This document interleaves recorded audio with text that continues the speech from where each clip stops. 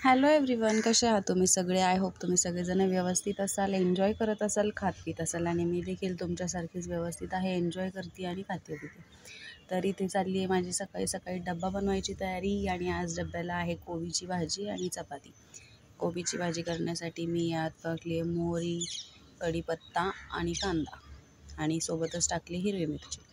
हिरवी मिरची हे सगळं छान असं शिजवून घेतलं आहे आणि त्याच्यानंतर मी टाकली आहे याच्यामध्ये कोबीची भाजी.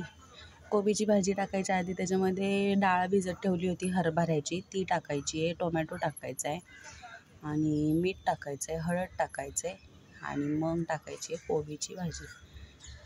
बघा मी म्हटल्यासारखी इथे डाळ टाकून झालेली आहे आता माझी.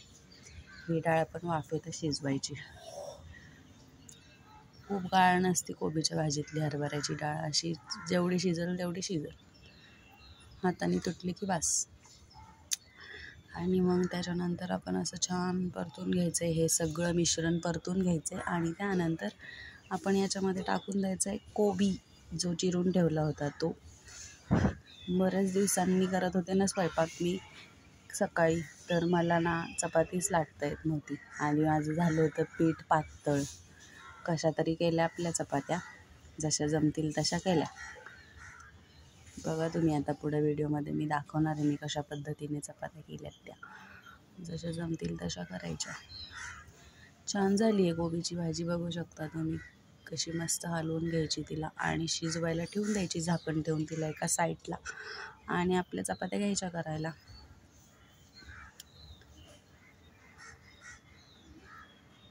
हलवूनच काय संपत नाही माझं. अगोदर चपात्यांचे उंडे करून घेतले आणि त्या उंड्यांना तेल लावून घेतलं तवा तापेपर्यंत आणि ते एका साईडला ठेवून दिलं. पण काही चपात्या माझ्या मनासारख्या झाल्याच नाहीत. त्या पीठ पातळ झालं होतं आणि अशी मला जागा पण लई छोटी छोटी वाटत होती काल का काय माहिती, कम्फर्टेबलच नव्हतं वाटत. छान चपाती लाटून घेतली बाबा मी इथं.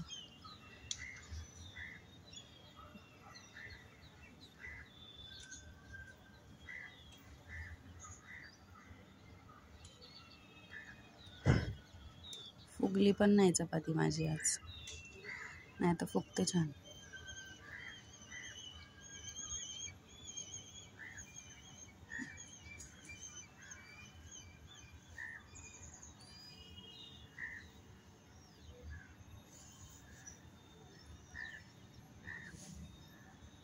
कशी झाली बघितली ना चपाती, वाकडी तिकडी.